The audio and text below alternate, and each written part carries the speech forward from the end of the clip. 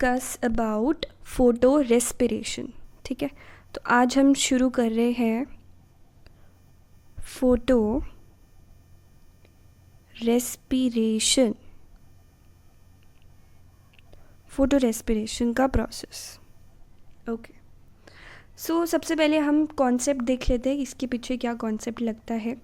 देखो, जब बहुत ज़्यादा टेम्परेचर हो जाता है ना, जब बहुत ज़्यादा टेम्परेचर हो जाता है या बहुत ज़्यादा लाइट कंडीशन हो गई तो क्या होगा। नॉर्मली प्लांट है, देखो ये प्लांट है, ठीक है। नॉर्मल कंडीशन में वो क्या करता है, CO2 को एब्जॉर्ब करता है, ठीक है, और ऑक्सीजन को रिलीज़ करता है।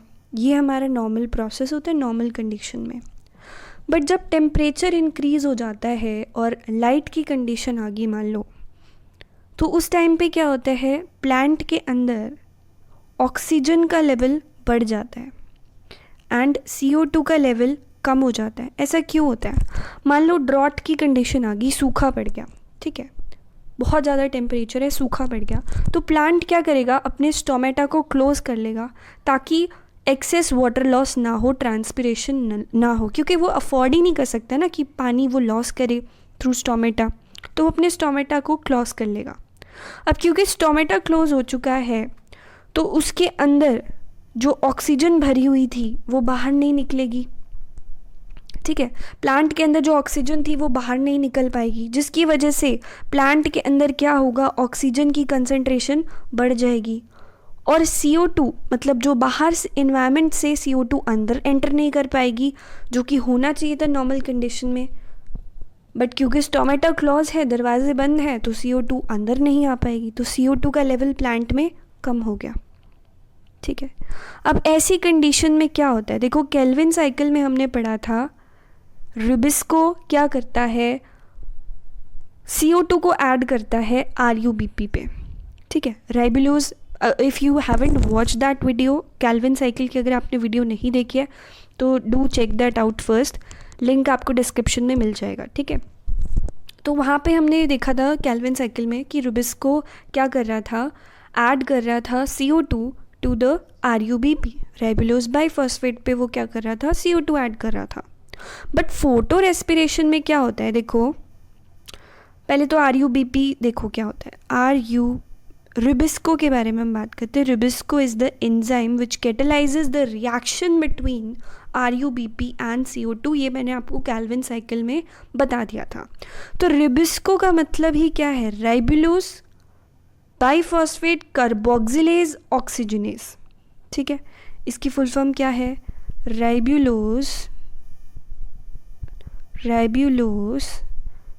बिसफॉस्फेट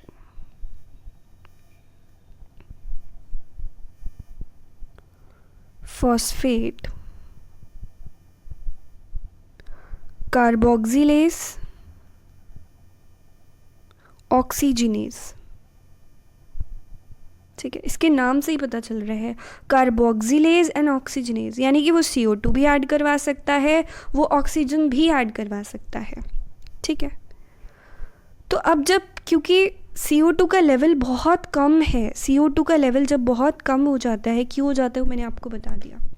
CO2 का लेवल जब बहुत कम हो गया तो अब RUBP क्या करेगा, ऑक्सीजन ऐड कर देगा, इंस्टेड ऑफ CO2 वो क्या ऐड करेगा, वो क्या ऐड कर देगा, ऑक्सीजन ऐड कर देगा। तो यहाँ पे क्या होता है कि RUBP that is ribulose biphosphate से रुबिस्को एंजाइम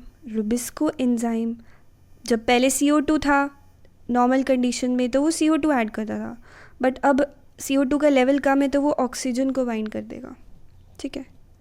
एंड इस प्रोसेस को हम क्या कहते हैं, फोटो रेस्पिरेशन बोलते हैं। जब ऐसा होता है, जब ऐसा होगा, जब रुबिस्को ऑक्सीजन ऐड कर देगा तो कोई ग्लूकोज नहीं बनेगी, कोई ATP नहीं बनेगी, इनफैक्ट आपकी एक ATP यूज़ और हो जाती है, ठीक है। कोई ग्लूकोज का मॉलिक्यूल नहीं बनेगा, कुछ ATP नहीं बनेगा, कोई एनर्जी नहीं निकलेगी, आपकी इनफैक्ट एनर्जी यूज़ हो जाएगी, आपकी एनर्जी क्या हो जाएगी, यूज़ हो जाएगी। तो हम क्या कह सकते हैं, दैट फोटो रेस्पिरेशन कब होता है? जब लाइट की बहुत ज़्यादा कंडीशन हो जाती है, ऑक्सीजन प्लांट के अंदर बढ़ गई है उसकी कंसंट्रेशन, तो photo respiration is a wasteful process, एक बिल्कुल वेस्टफुल प्रोसेस है, किसी काम का प्रोसेस नहीं है ये, क्योंकि यहाँ पर कोई ग्लूकोज नहीं बनेगी, कोई एटीपी नहीं बनेगी, इनफैक्ट आपकी एक एटीपी यूज़ हो जाएगी। ठीक है, अब होता क्या है, देखो कैम प्लांट्स जो होते हैं ना, C4 प्लांट्स जो होते हैं, C4 plants they don't do photo respiration, उनमें फोटो रेस्पिरेशन नहीं होता।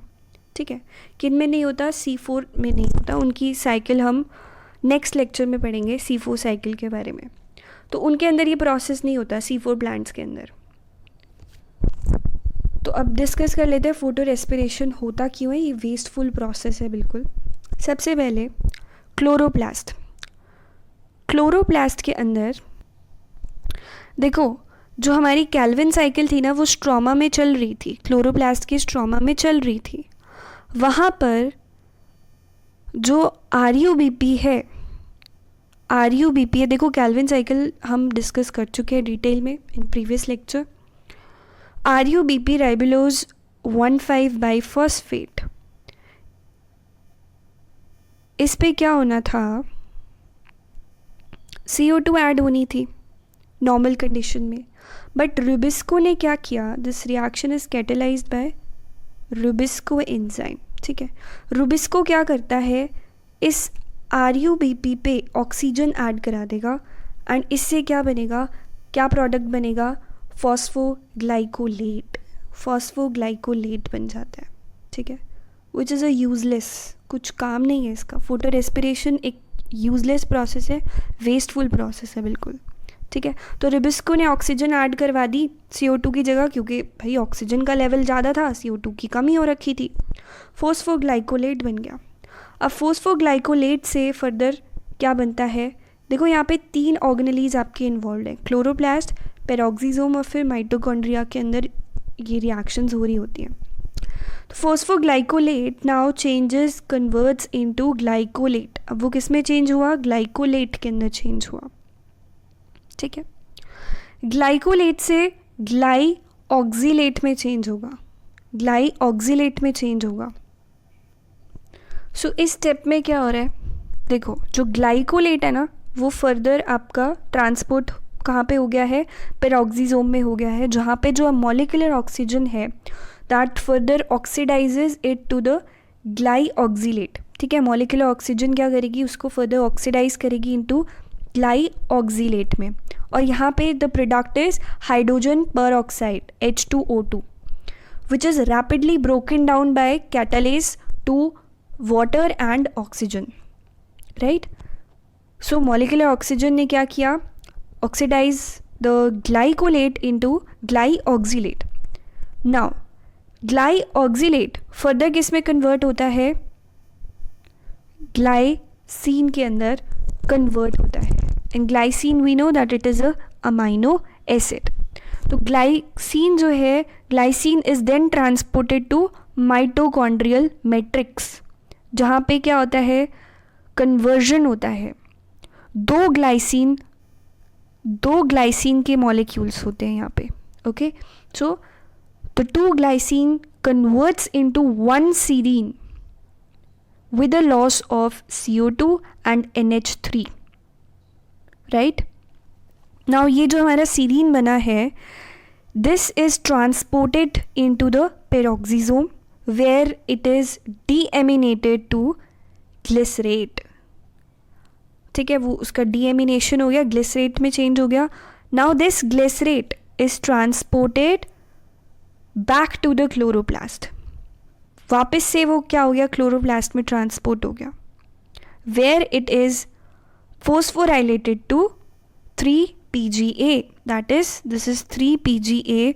हमने केल्विन साइकिल में पढ़ा था, फॉस्फोग्लिसरेट में वो वापस से फोस्फोराइलेट हो जाता है, राइट और यहाँ पर एक ATP यूज़ हो जाती है, as I told you in the beginning. कुछ काम का प्रोसेस नहीं है, बिल्कुल वेस्टफुल प्रोसेस है, और एक ATP यूज़ हो गई है, ना यहाँ पे कोई ग्लूकोज बनी है, ठीक है, ना यहाँ पे कोई ATP बनी है, इनफैक्ट आपकी एक ATP यूज़ हो चुकी है, तो it is a very wasteful process. ठीक है, तो हमारा जो ग्लिसरेट था, glycerate is transported back to the chloroplast where it is phosphorylated to three phosphoglycerate for the Calvin cycle. फिर आपकी कैल्विन साइकिल चलने लग जाती है। ठीक है, कैल्विन साइकिल के लिए 3 PGA we require, right, three phosphoglycerate. So